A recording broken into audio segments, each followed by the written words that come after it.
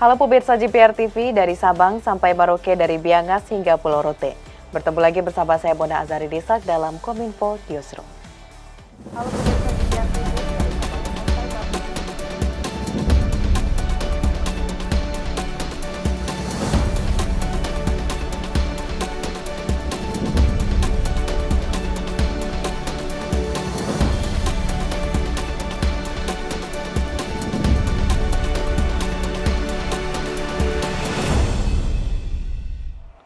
Pemirsa, kita ke informasi pertama. Menanggapi ramai pemberitaan tentang Haki, Kementerian Hukum dan HAM menegaskan semua pihak bisa mengajukan permohonan kekayaan intelektual walau belum tentu pendaftaran Haki tersebut diterima. Permohonan Haki yang terdaftar telah lebih dahulu memenuhi syarat dan lulus syarat administratif dan substantif. Kementerian Hukum dan Hak Asasi Manusia Republik Indonesia menegaskan semua pihak, baik itu perorangan atau badan hukum, berhak mengajukan permohonan merek. Akan tetapi tidak semua pihak yang mengajukan permohonan merek serta-merta mendapatkan atau memperoleh perlindungan hukum merek. PLT Direktur Jenderal Kekayaan Intelektual Direktorat Jenderal Kekayaan Intelektual Kemenkumham, Razilu mengatakan, nasib dari sebuah permohonan merek yang diajukan ke DJKI Kemenkumham adalah didaftar atau ditolak. Mereka yang diterima ialah yang memenuhi syarat administratif dan substantif. Oleh karena itu, publik harus mengetahui bahwa proses untuk mendapatkan perlindungan merek terdapat sejumlah tahapan. Saat seseorang mengajukan permohonan, maka akan dilakukan pemeriksaan formalitas dan setelah itu dipublikasi selama 2 bulan untuk menerima tanggapan publik. Jadi siapa saja ketika pada saat dipublikasi itu boleh mengajukan oposisi kepada kita atau semacam keberatan. Saya keberatan dengan merek ini, sebenarnya dia tidak berhak. Silakan, semua pihak boleh mengajukan keberatan dengan argumen yang jelas. Jangan juga tanpa argumen.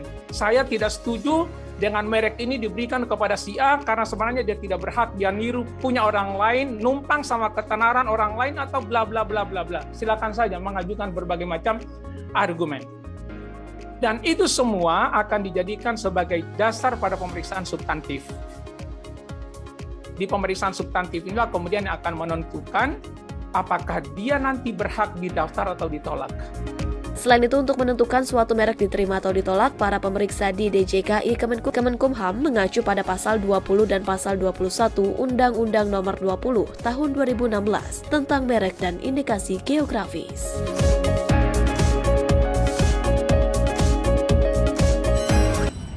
Kementerian Perhubungan meningkatkan layanan daring dengan meluncurkan e-Blanko di aplikasi sistem elektronik Hubla terintegrasi. Dengan aplikasi ini kebutuhan masyarakat lebih terakomodir, aplikasi ini juga lebih transparan. Kementerian Perhubungan melalui Direktorat Jenderal Perhubungan Laut tingkatkan layanan berbasis online dengan meluncurkan e-Blanko pada aplikasi sistem elektronik Hubla terintegrasi atau Sehati. Melalui aplikasi ini, masyarakat semakin mudah dalam melakukan proses layanan perizinan di Ditjen Hubla secara online. Hal ini sejalan dengan upaya pemerintah untuk memutus mata rantai penyebaran COVID-19. Sebab, melalui penggunaan aplikasi ini, masyarakat tak perlu datang bertatap muka dengan petugas untuk mendapatkan layanan Direktorat Jenderal Perhubungan Laut. Direktorat Jenderal Perhubungan Laut, Arif Toha mengatakan, pemanfaatan teknologi informasi ini merupakan upaya Ditjen Hubla menuju satu data perhubungan laut dengan mengembangkan modul layanan e-Blanko. Melalui layanan e-Blanko pada aplikasi Sehati, penggunaan Blanko yang selama ini dilakukan secara manual dapat dilakukan secara elektronik, sehingga pemungutan BNPB dapat dilakukan dengan mudah dan efisien. E-Blanko telah dilakukan uji coba di 8 UPT Perhubungan Laut.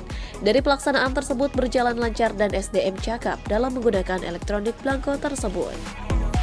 E-Blanko ini telah dilakukan uji coba di 8 UPT yang berhubungan laut yang ditawarkan sebagai project ya.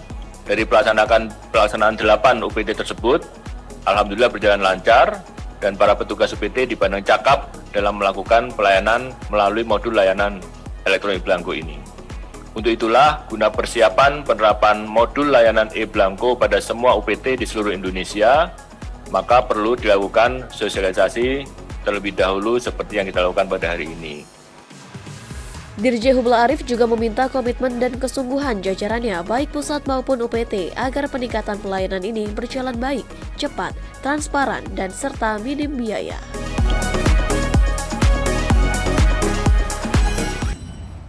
Pemirsa, Bawaslu Papua menggelar sosialisasi pemilu bagi penyandang disabilitas di Papua. Bawaslu Provinsi Papua menyebut penyandang disabilitas memiliki hak politik yang sama. Sosialisasi diharapkan mewujudkan lingkungan pemilu yang ramah disabilitas.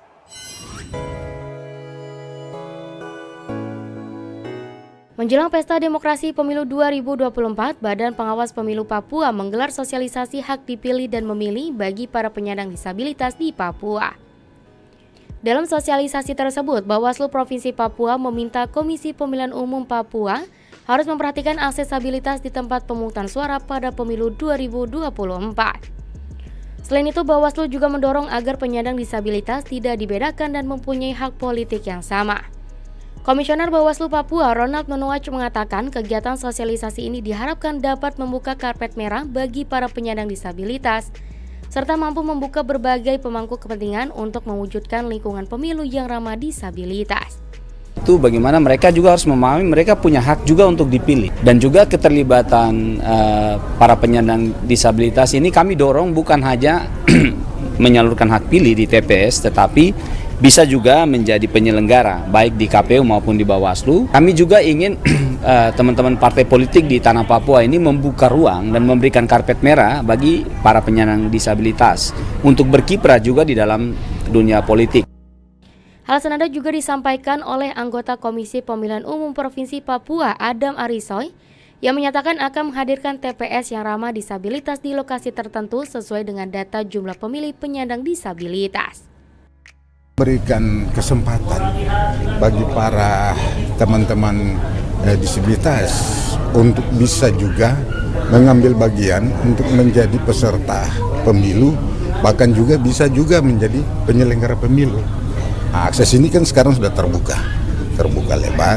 Nah, bagaimana mereka bisa mengambil bagian di dalam pemilu dan pemilihan besok nanti.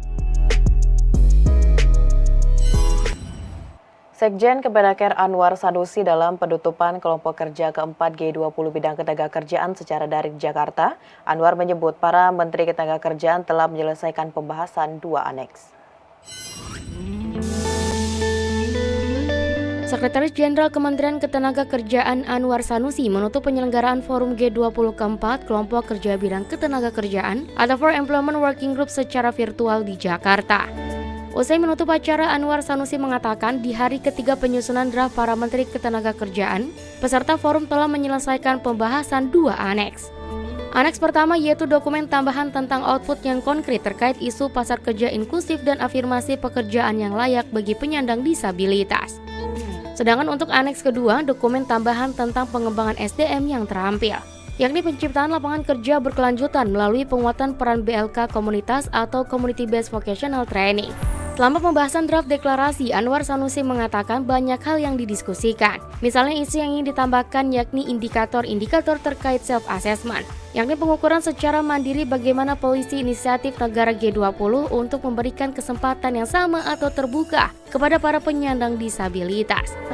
Memang ini masih tadi ada beberapa catatan yang nanti akan diperbaiki dan mudah-mudahan sampai pada pertemuan akhir ya nanti pada bulan September pada saat pertemuan menteri-menteri itu menjadi dokumen yang sudah selesai.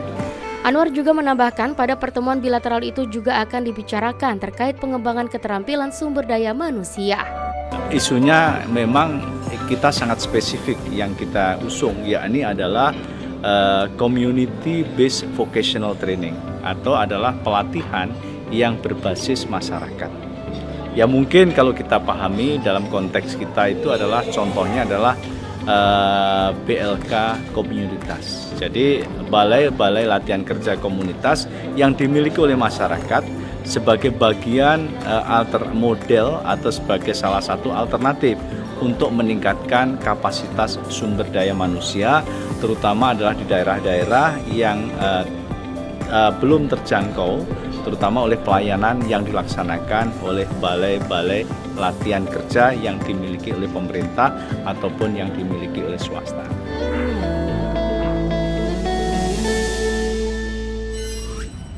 Pemirsa, usai jeda kami akan kembali dengan berbagai informasi lainnya. Tetaplah bersama Kominfo Newsroom.